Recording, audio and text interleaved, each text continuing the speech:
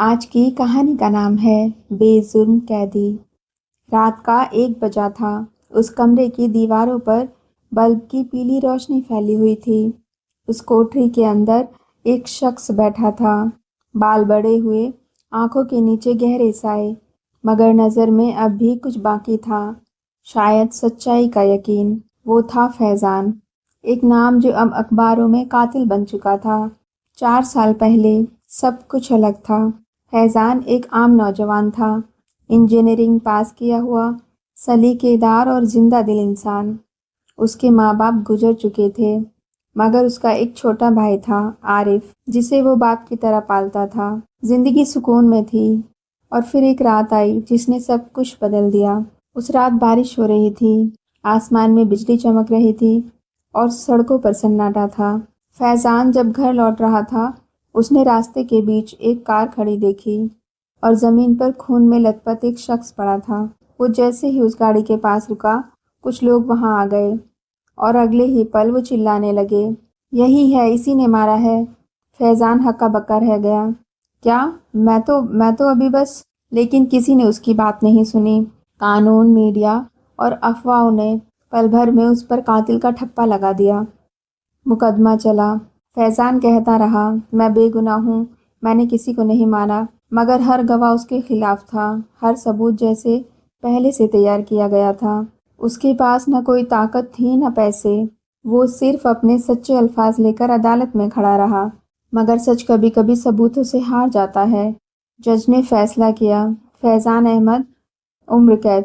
اس دن عدالت میں اس کے چھوٹے بھائی عارف کی چیخ گونج اٹھی، بھائی بے گناہ ہے، اس نے کچھ نہیں کیا۔ مگر دروازے بند ہو گئے، کئی سال بیت گئے۔ جیل کا وہ کونا اب فیضان کا گھر بن چکا تھا، جہاں سے وہ روز صبح اذان سنتا اور رات کو آسمان کو دیکھتا۔ ہر روز کی وہی دیواریں، وہی تنہائی۔ وہ کہتا تھا، یا اللہ، تو جانتا ہے میں بے گناہ ہوں، اب تو ہی میری سچائی کو زندہ کر۔ قیدی اسے مولوی کہنے لگے، کیونکہ وہ قیدیوں کو پڑھاتا، صبر اور دین کی باتیں سکھاتا۔ وہ اکثر کہتا تھا، سچائی کی جڑ گہری ہوتی ہے، اسے وقت اکھاڑ نہیں سکتا۔ لیکن آہستہ آہستہ اس کے اندر کا انسان ٹوٹ رہا تھا۔ جیل میں دن گزارنے کا اس کے پاس ایک ہی آسرا تھا، وہ تھے اس کے چھوٹے بھائی کے خط، جو اسے ہر مہینے بھیجتا تھا۔ ہر خط میں بس ایک ہی سوال، بھائی آپ کب باہر آؤ گے؟ ایک دن جیل میں ایک نئی صورت آئی۔ عنایہ خان، ایک جرنلسٹ، وہ قید کے پیچھے کی کہانیوں پر رپورٹ بنا رہی تھی۔ اس نے فیضان سے ملنے کی اجازت مانگی۔ وہ سامنے بیٹھی، اس کے بال کھلے، آنکھوں میں سوال، اور ہاتھ میں ریکارڈر تھا۔ آپ کو اپنے کیس کے بارے میں کیا کہنا ہے، مسٹر فیضان؟ فیضان نے مسکرا کر کہا، اب میرے کہنے سے کیا ہوگا؟ دنیا تو مان چکی ہے کہ میں قاتل ہوں، مگر میں تم سے سننا چاہتی ہوں۔ عنایہ نے ٹھنڈے لہجے میں کہا۔ وہ پہلی بار کسی کو دیکھ رہا تھا جس نے اس کی آنکھوں میں سیدھے دیکھا تھا، بنا ڈر کے، بنا نفرت کے۔ اس نے دھیرے سے کہا، میں نے کسی کو نہیں مارا، میں بس اس وقت وہاں موجود تھا۔ قاتل کوئی اور تھا، شاید وہ جو اب باہر آزاد گھوم رہا ہے۔ عنایہ نے نوٹ کیا، پھر بولی، اگر آپ سچ کہہ رہے ہیں تو میں آپ کا سچ باہر لا کر رہوں گی۔ عنایہ نے فیضان کے کیس کی فائلیں اکٹھا کرنی شروع کی۔ ہر پیج پر گڑبڑی تھی، گواہوں کے بیان آپس میں میل نہیں کھا رہے تھے، CCTV فوٹیج غائب تھی، اور ایک پولیس افسر کا نام بار بار آتا رہا، انسپکٹر سلیم۔ وہ سمجھ چکی تھی کہ کوئی بڑا کھیل ہوا ہے۔ ایک رات اس نے فیضان سے پوچھا، کسی پر شک ہے تمہیں؟ فیضان نے گہری سانس لی، ہاں، مرنے والا میرا دوست تھا ایان، اور اس کے ساتھ بزنس میں کچھ لوگ تھے جن سے اس کا جھگڑا چل رہا تھا، اسی میں مجھے بلی کا بکرا بنا دیا گیا۔ عنایہ کی آنکھوں میں حیرانی تھی، مطلب تمہارا نام جان بوجھ کر لیا گیا؟ ہاں، کیونکہ میں غریب تھا، اکیلا تھا، اور تم تو جانتی ہو پولیس والوں کو، کیس سالو کرنے کے لیے وہ کسی کو بھی… ایان چپ ہو گیا۔ عنایہ نے ایان کے پرانی کمپنی کے ریکارڈز کھنگالے۔ پتہ چلا کہ ایان کے پارٹنرز میں سے ایک نام ہے حامد قریشی، جو اب ایک بڑا کانٹریکٹر ہے، اور وہی انسپکٹر سلیم کا بھائی تھا جس نے فیضان کو گرفتار کیا تھا۔ اب تصویر صاف ہونے لگی تھی۔ عنایہ کو دھمکی بھرے کال آنے لگے، جو فائلیں تو کھود رہی ہے اس میں تیرا نام بھی آ جائے گا۔ مگر اس نے ہار نہیں مانی۔ وہ ہر انٹرویو کے بعد فیضان سے ملنے جاتی اور کہتی، تمہارا سچ اب صرف تمہارا نہیں، میرا بھی بن گیا ہے۔ فیضان اب نماز میں عنایہ کے لیے دعا کرنے لگا تھا۔ وہ سوچتا، کبھی کسی کو میرے سچ پر یقین ہوگا، یہ میں نے کبھی سوچا بھی نہیں تھا۔ اب فیضان بھی عارف کے خطوں کا جواب دینے لگا تھا۔ وہ لکھتا، عارف، اب مجھے یقین ہے کہ اللہ ہماری مدد کے لیے کسی کو بھیج ہی دیتا ہے۔ اب شاید میں باہر آ سکوں میرے بھائی۔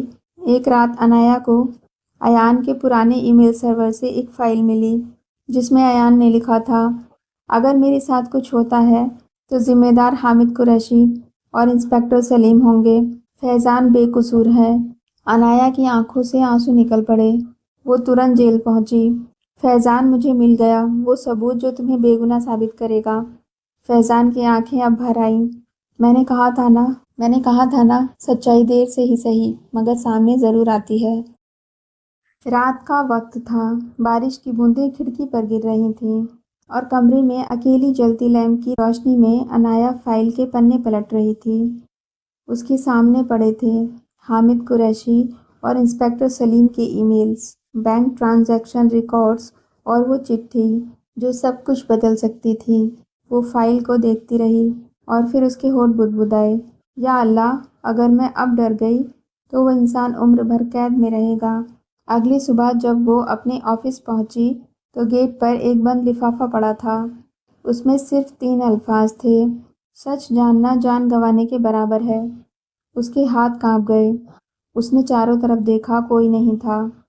وہ سمجھ چکی تھی کہ اب وہ نگرانی میں ہے، لیکن اس نے ریکارڈر چالو کیا اور دھیرے سے کہا، اگر میری موت ہوتی ہے تو اس ریکارڈر میں وہ نام ہیں جو ایک بے گناہ کو قیدی بنا چکے ہیں۔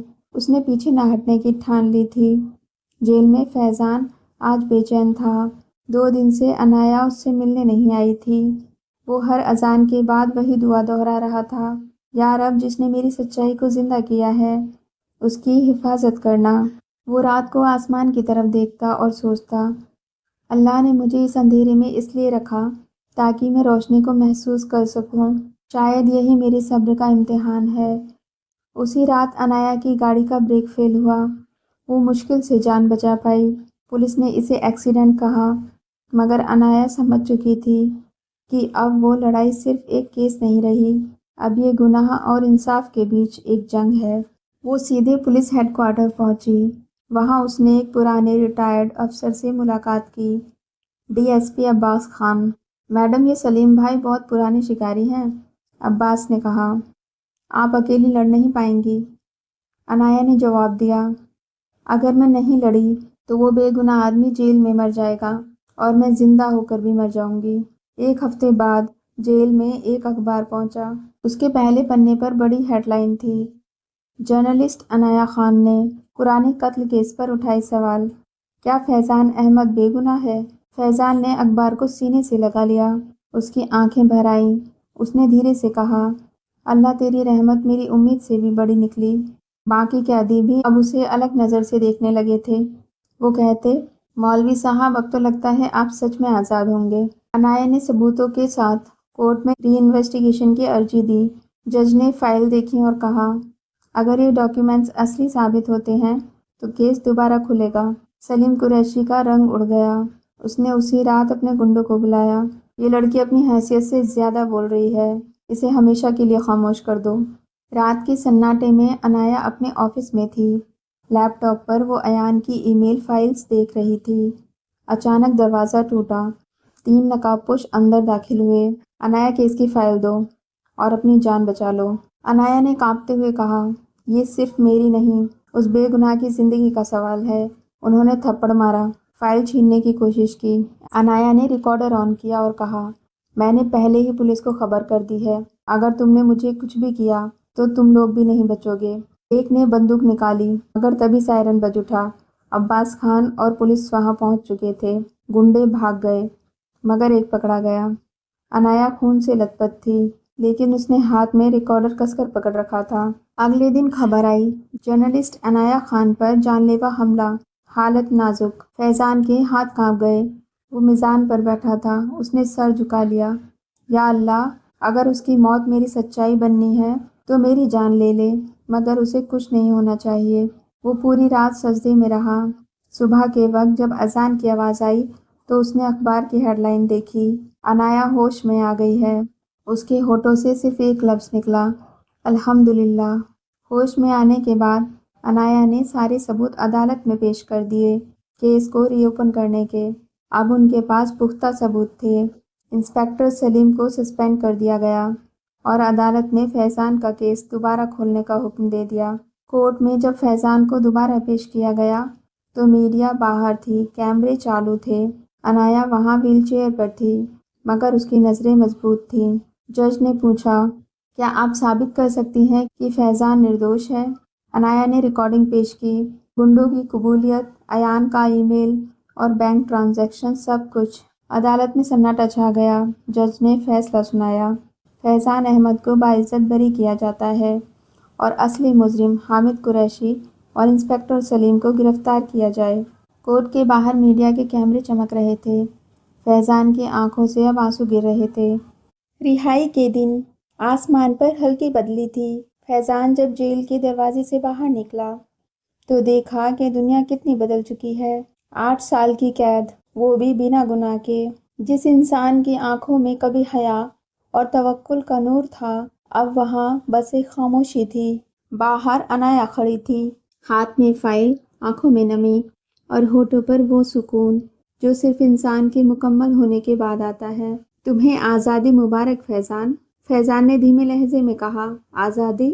اس کی آواز میں طنز بھی تھا اور درد بھی۔ جس دنیا میں لوگ تمہیں مجرم سمجھتے ہوں، وہاں آزادی صرف کاغذ پر ہوتی ہے عنایا۔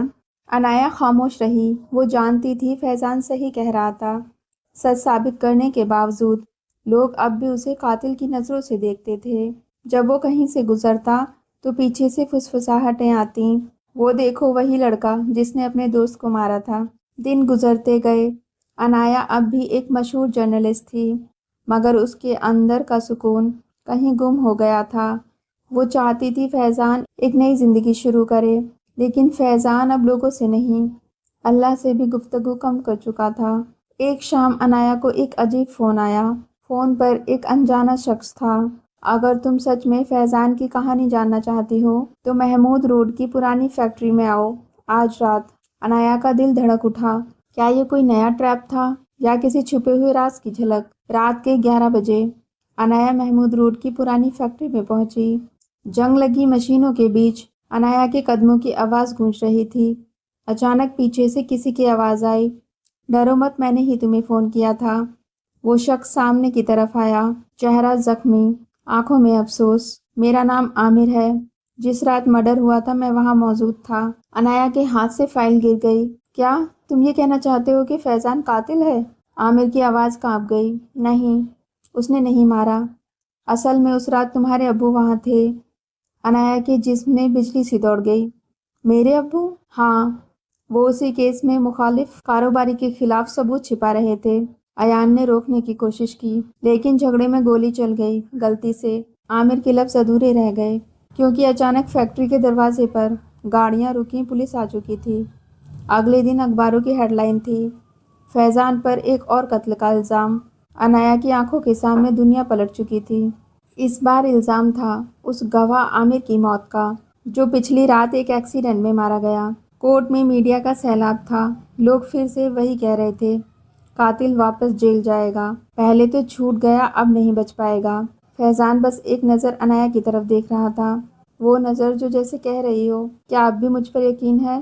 عنایا کی آنکھیں بھیگیں مگر اس نے سر جھکا لیا۔ اس کے دل میں ایک آگ تھی۔ وہ جانتی تھی کہ اس کے ابو اس پورے کیس میں شامل ہیں، لیکن اگر اس نے سچ بولا تو اس کا گھر، اس کا نام، برسوں میں کمائی عزت، سب مٹی میں مل جائے گا۔ جج نے کہا، فیضان، کیا آپ اپنے اوپر لگے الزام کو مانتے ہیں؟ پورا ہال خاموش تھا۔ فیضان نے عنایا کی طرف دیکھا اور مسکرایا، جی ہاں جناب، میں نے ہی مارا ہے۔ پورا کورٹ گونج اٹھا۔ عنایا کی آنکھوں میں آنسو آ گئے۔ اس نے چیخ کر کہا، جھوٹ ہے فیضان، تم جھوٹ بول رہے ہو۔ فیضان نے بس اتنا کہا، کچھ جھوٹ کسی کی سچائی سے بہتر ہوتے ہیں عنایا۔ عنایا کے دل سے ایک آہ نکلی مگر اس بار وہ کچھ نہ کہہ سکی۔ کچھ ہفتوں بعد فیضان کو عمر قید کی سزا ہو گئی۔ عنایا نے اپنے چینل سے استعفیٰ دے دیا۔ وہ اب ایک جرنلسٹ نہیں رہی، وہ اب ایک گواہ تھی اس سچائی کی جو اس نے اپنے ہاتھوں سے دفن کی تھی۔ ایک دن عنایا فیضان سے ملنے جیل آئی۔ عنایا نے کہا، تم نے ایسا کیوں کیا فیضان؟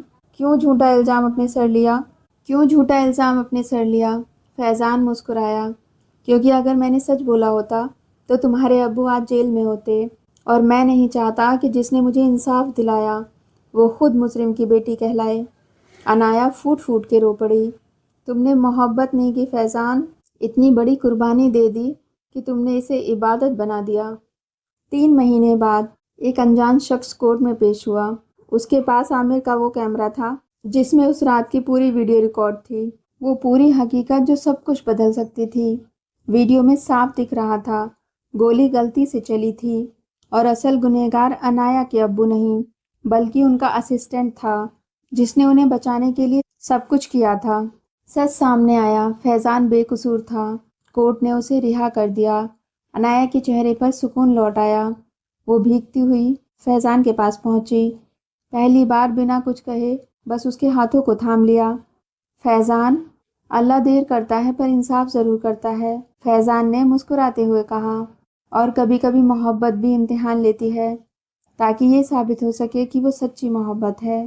1 سال بعد عنایا نے اپنی جرنلزم چھوڑ دی تھی، اب وہ ایک لیگل اویئرنیس NGO چلاتی تھی جو ان قیدیوں کے لیے کام کرتا تھا جو جھوٹے الزاموں میں پھنسے تھے۔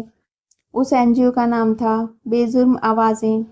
NGO میں فیضان لیگل ایڈوائزر تھا، یہاں اس کا کام تھا اپنے ہی جیسے بے گناہوں کے لیے لڑنا۔ ایک شام فیضان اور عنایا NGO کے دفتر کی چھت پر بیٹھے تھے، ہوا میں اذان کی آواز گونج رہی تھی۔ فیضان نے آسمان کی طرف دیکھا، یہ وہی آسمان ہے نا جس کے نیچے میں نے جیل میں دن گزارے؟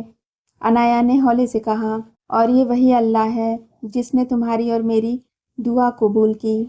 دونوں مسکرائے۔ اگر آپ نے پوری کہانی سن لی ہے تو چینل کو سبسکرائب کریں اسلامک اسٹوری اوشن، اور کمنٹس باکس میں بتائیں کہ اگلی کہانی آپ کس ٹاپک پر سننا چاہیں گے۔